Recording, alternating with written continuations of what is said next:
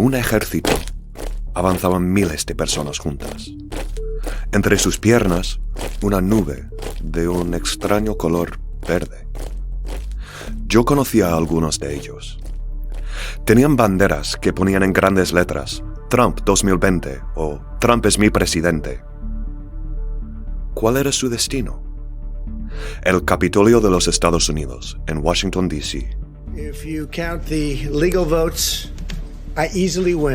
El recién despancado presidente Trump llevaba meses difundiendo la mentira, sin fundamento, de que las elecciones habían sido amañadas y robadas. Se decía que el propio Trump les había animado a atacar al Capitolio para detener el escrutinio.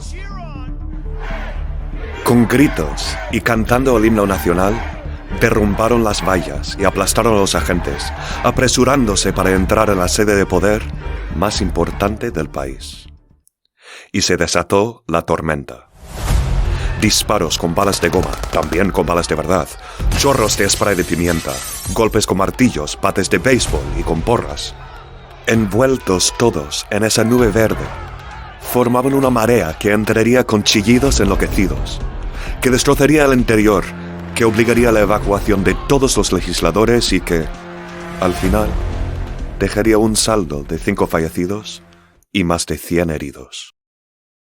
Yo veía todas estas imágenes en el televisor desde mi salón en España, con un sabor de boca, un sabor tan asqueroso como lo era reconocible, un sabor a manzana podrida, un sabor que tiene que ver con un secreto, oscuro, horrible, retorcido, que llevo conmigo desde que soy pequeño. Tal era mi estado de angustia, que me costaba atender a los varios periodistas, que me preguntaban en tiempo real, con horror y asombro, acerca del acontecimiento. Yo compartía su horror, pero no su asombro. No compartía su asombro porque había reconocido a varios de los asaltantes. Como los conocía, sus acciones no me sorprendieron en lo más mínimo. Y por eso tenía ese sabor en la boca.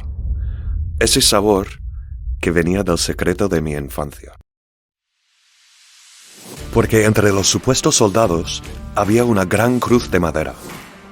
Porque algunos que atacaban con un bate de béisbol en una mano tenían en la otra una Biblia. Porque entre las banderas de Trump también había banderas con la imagen de Jesucristo. Y es que entre los grupos paramilitares, ultraderechistas y conspiranoicos, había reconocido a la gente con la que yo me crié. No estaba sorprendido. Porque yo, de niño, fui parte de su grupo, los evangélicos. Yo soy Samuel y estás escuchando Fundamental. Desde que Trump tomó la Casa Blanca y ocurrió el consiguiente asalto al Capitolio, se ha hablado mucho de los evangélicos en los medios. Y es normal que se hable de ellos. Este colectivo supone alrededor del 30% de la población estadounidense, unas 100 millones de personas, un grupo inmenso que vota en bloque, que posee un enorme poder político.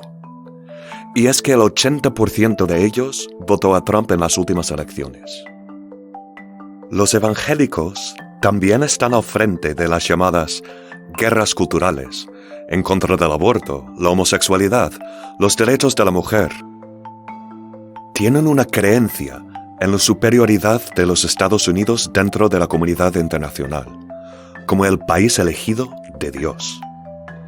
Lo que no es normal es que los medios se sorprendan por la admiración de los evangélicos hacia Trump, ni por todo el poder político que tienen, como si hubiesen salido de la nada. En esta serie, te voy a explicar que su admiración por Trump no es ninguna aberración. No, Trump, de hecho, es un reflejo fiel de sus verdaderos principios, los que se esconden detrás de su máscara de moralidad y valores de familia. También te voy a explicar cómo se han hecho con el poder político y por qué son la clave del éxito del Partido Republicano en las urnas.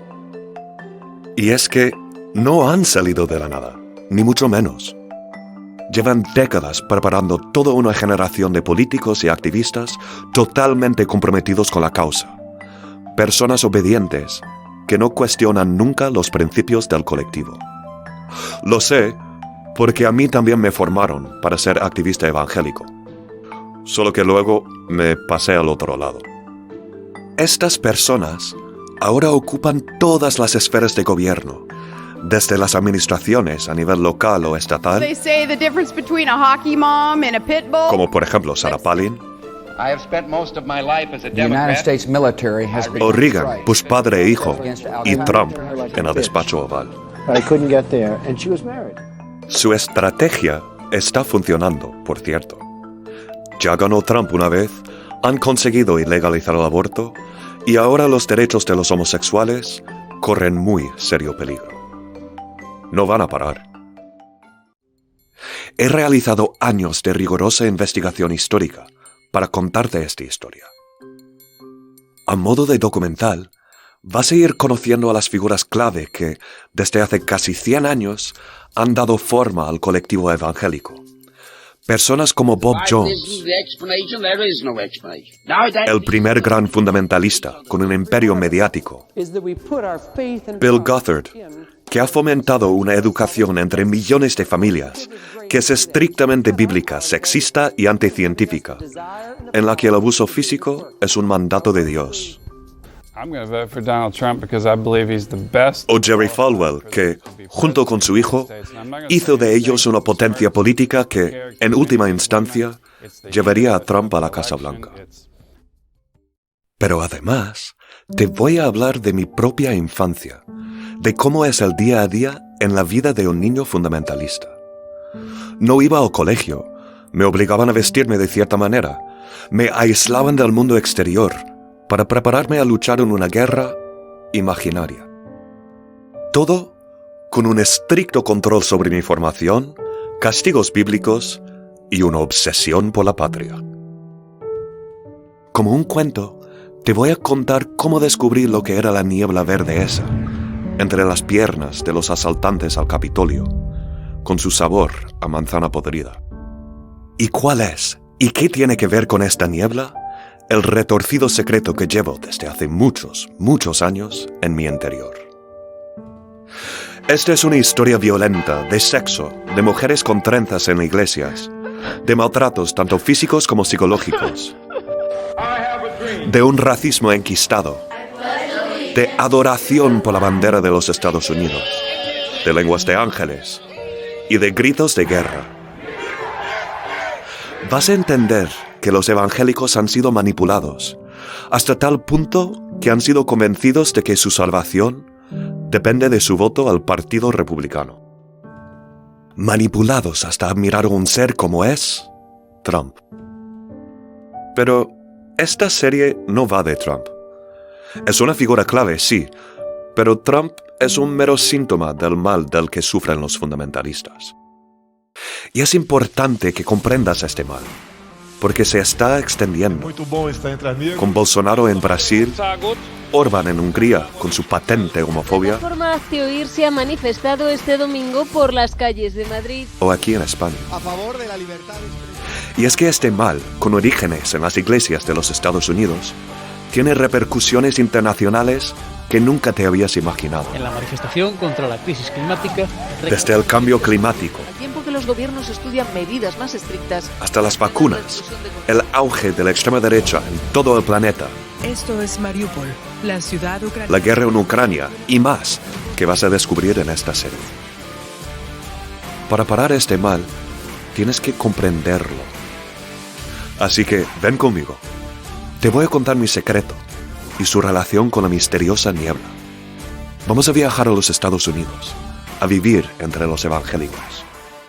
Vas a descubrir que esta historia también te afecta a ti y que el asalto al Capitolio solo ha sido el comienzo.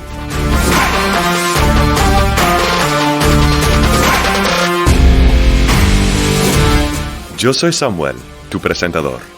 He creado y producido este podcast. Sígueme en www.fundamentalalpodcast.com. También me puedes encontrar en Facebook, Instagram y YouTube en @fundamentalalpodcast o en Twitter en @podfundamental. Si te ha gustado, No te olvides de darle al me gusta, dejar una reseña y compartir con un amigo. Es una gran ayuda para seguir produciendo el programa. Una nota. Algunas escenas son recreaciones históricas, mientras otras son fruto de la imaginación. Elige tú cuáles son reales y cuáles no. Total, los fundamentalistas también eligen su propia realidad.